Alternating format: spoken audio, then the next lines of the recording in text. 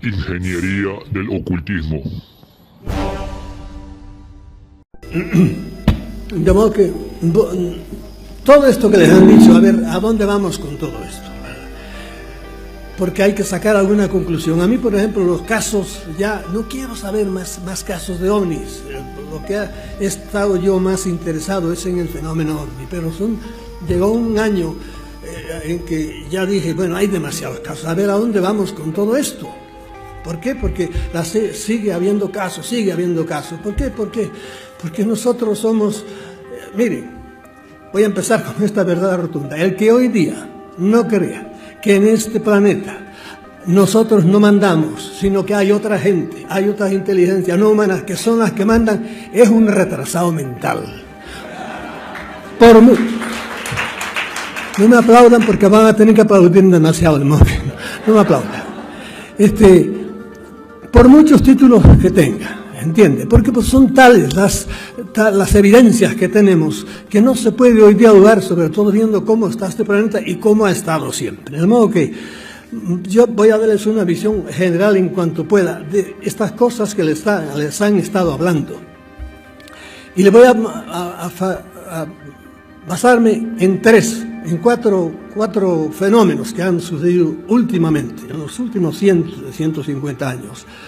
Y después te hablaré de eso, daremos un salto a otra cosa. Y prepárense porque al fin les voy a echar una homilía, porque va a salir el viejo jesuita, va a echar su homilía aquí. De modo que tengan un poco de paciencia también con eso. Primer hecho, en el cual yo me baso, no me baso, todos ustedes deberían basarse también para que creamos que aquí hay otra gente. Dejo todos los perifollos de esto, nada más voy al grano de las cosas. Allá por el año 1964, antes había habido ya muchos obeliscos y muchas viejas piedras como la de Hammurabi, en que en escritura cuneiforme había noticias de milenios anteriores. Pero en el año 1964, dos italianos, escarbando allá en Siria, si es que deja algo el bárbaro que está ahora por allí, y encontraron una biblioteca entera, una biblioteca que había ardido, la había quemado un rey que se llamaba Naram Sin, que por cierto tiene unas inscripciones preciosas, hijo del gran rey de los acadios, Sargón, que sale también muchas cosas. Ese incendió aquello. Y curiosamente la biblioteca aquella, los libros no se quemaron. ¿Cuántos libros había? Alrededor, libros que no son libros precisamente, había alrededor de 20.000. Imaginen ustedes 20.000. ¿Por qué no ardieron? Porque eran de piedra. No exactamente de piedra, sino unas tablillas de arcilla, por lo tanto el agua no les hizo nada. Estaban todos colocaditos, todavía inclinados ahí. A partir de entonces empezaron los que ya sabían algo de leer inscripciones antiguas, empezaron a darle vueltas y por ahí. ¿Qué es el resumen también de todo lo que sacamos de todas estas tablillas? Nos interesa sobre todo de todo lo que hablan, porque hoy les hablaron de Gilgamesh y todo eso es cierto, todo eso es cierto. Ahora, a mí me interesa una cosa de esas tablillas. Hablaban de los dioses. Saben que escribí uno de los libros que le andan por ahí ahora es Defendámonos de los dioses. Hace 30 años yo escribí ese libro ya. Yo le empecé a llamar los dioses porque son los que mandan aquí. Aunque mucha gente, muchos doctores no crean en eso, muy bien. Hablaban de sus dioses. ¿Qué nos decían de sus dioses? Las cualidades que vemos ahí que me interesan y que luego las enchufaré con lo que hoy sucedió. Porque aquello sucedió y hay mucha gente que cree que aquello pasó y pasó. No, eso está pasando hoy día. Y eso es lo que la gente, muchos no se dan cuenta, de que los casos de hoy son aquellos casos de entonces. La continuación. ¿Qué nos decían de los dioses? Nos decían, mire, que eran, primero de todo, eran visibles, los veían, eran físicos. Y hay algunas de estas tablillas e inscripciones en que, por ejemplo, no sé si fue Moloch o Marduk, uno de aquellos dioses, que le dice a Ciro, vete a Babilonia, le da la orden. Y dice él, y él fue conmigo, el cronista fue con el rey, a su lado todo el tiempo en el camino. De modo que eran visibles, primera gran cosa. Segundo, eran muy crueles. Tercero, eran muy lujuriosos, eran sexuales, les gustaban las mujeres humanas, ¿verdad?, que eran de inferior categoría. Un recuerdo de los nobles, como en Roma, el dueño de los esclavos podía acostarse con cualquier esclava y tenía derecho a ello. Bueno, pues estos hacían igual, eran muy lujuriosos y engendraron hijos con ellas. ¿Qué más nos dice de los estos? Algunos de los más fuertes eran muy grandes, de estatura muy grande. Les tenían miedo porque algunos eran feos. Otra cualidad que tenían, eran zoomorfos. Algunos tenían pinta de animal, pero inteligentes. Eran inteligentísimos, mucho más inteligentes que los hombres de aquellos tiempos. Sabían muchísimo de bregar con razas, con los ADNs. Ellos ya bregaban con eso, mezclaban unas razas con otras, hacían razas de ellos mismos al mezclarse, etcétera, etcétera. Estos eran los famosos dioses que nos describen las tablillas y que a nosotros nos interesan. ¿Por qué? Porque para ver qué es lo que queda de aquello. Esto tuvo una repercusión muy grande, debió tener una repercusión muy grande. ¿Con quién? Primero, con la Iglesia, con la religión, con el judaísmo. ¿Por qué? Porque en aquellos papeles, en aquellas que no eran papeles, que eran, como les digo, unas vidas de este tamaño, poco más o menos, y algunos chiquitos, casi como un poco más grande que una cajetilla. Pero ahí estaba una letrita chiquita que costó años el descifrarla, porque no el escrito cuneiforme no solo era sumerio, los acadios tenían el suyo y había el elamita, había muchos. Pero lo han ido sacando. De estos hijos, el más famoso, pues, Zecarías Sitchin, al cual lo critican mucho otros también, porque él se hizo muy famoso porque escribió una serie de libros, pero otros que saben tantos como él no han escrito tantos libros, profesores de universidad, y no están del todo de acuerdo con lo que dice Sitchin. Bien. En esos aparecían nombres de la Biblia. Eso le dio fuerza a la Biblia, fuerza histórica, porque había cosas de la Biblia de las que se dudaba que aparecen allí. Por ejemplo, los nombres de los reyes, los nombres de las ciudades, las guerras. Había una batalla que aparece en el Génesis, no sé en qué libro, que había luchado Abraham contra 5 reyes, y decían los comentaristas, pero esto parece que es una invención, pero hay nada, ahí está en las tablillas con el nombre de los reyes y el nombre de las ciudades de los que ellos eran reyes. Bien, la Iglesia le hizo caso a esta cosa. No. ¿Por qué? Lo veremos enseguida, porque esto es para la Iglesia, como yo digo, todo el fenómeno ovni, toda esta fenomenología es ácido sulfúrico. Para la ortodoxia pura cristiana le pone unas dudas tremendas, no a la totalidad, pero sí a muchas cosas. Bien.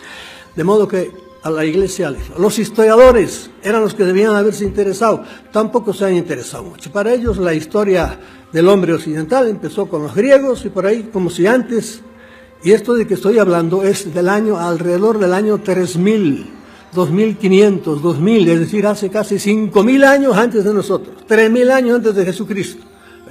De modo que la historia empieza, como dice un libro muy famoso por ahí, la historia empieza en Sumer, ahí, y tampoco es así, porque empezó mucho antes. Lo que pasa es que entonces no tuvimos la suerte, o no escribieron ellos lo que tenían que escribir. Bien, este es un hecho, no quiero detenerme más. Segundo hecho, voy a detenerme muchísimo menos, que para mí tiene fuerza, aunque por ejemplo, para algunos ilustres que les han hablado a ustedes, como por ejemplo Pedrero, pues para él tiene muchas dudas de que los círculos de las cosechas, que realmente sean de origen extraterrestre, por ahí, bien, para mí les he dado vueltas y por ahí, y sí, y no quiero extenderme por qué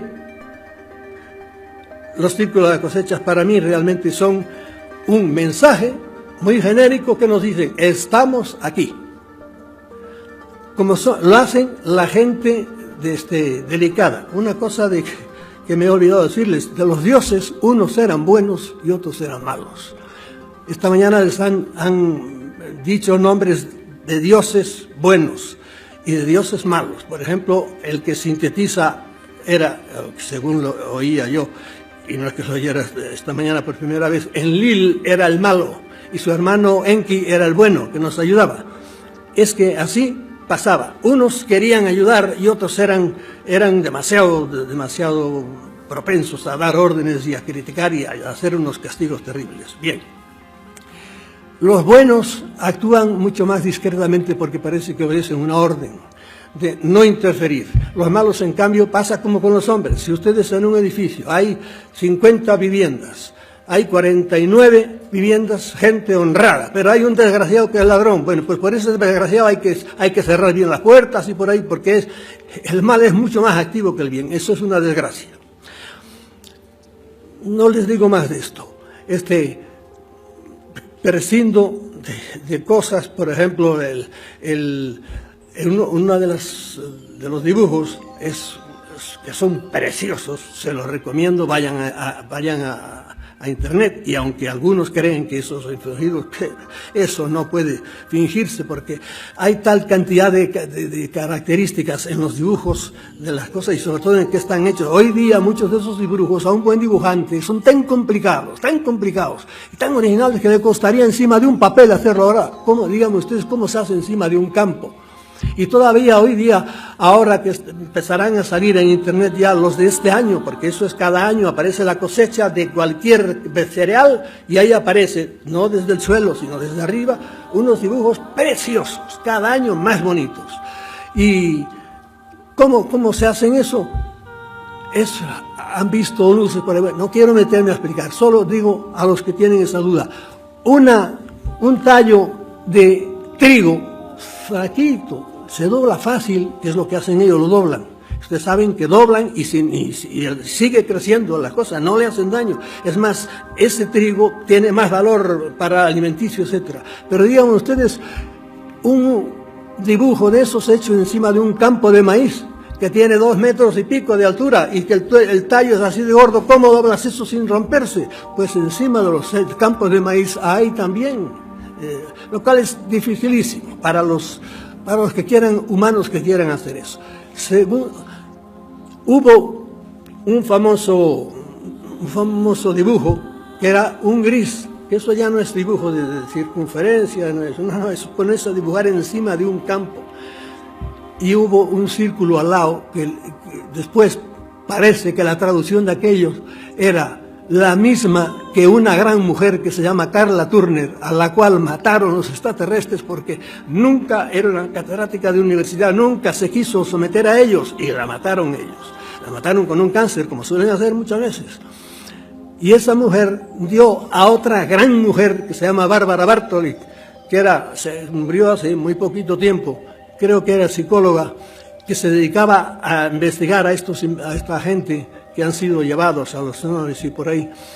Y el mensaje que Carla Turner, la muerta esa que les dije, le dijo a esta, era igual que el que apareció en un campo de maíz.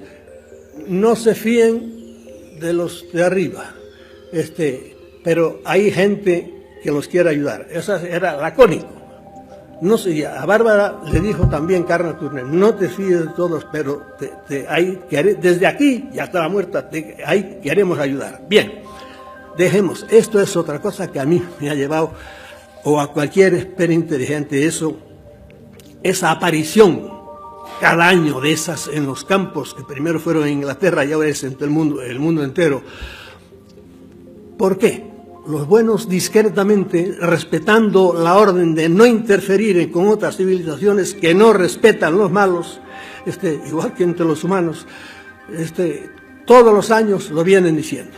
Desde no hace mucho, empezó en los años 70 por ahí. Bien, tercera gran hecho que ha pasado, y este es el fenómeno ovni entero.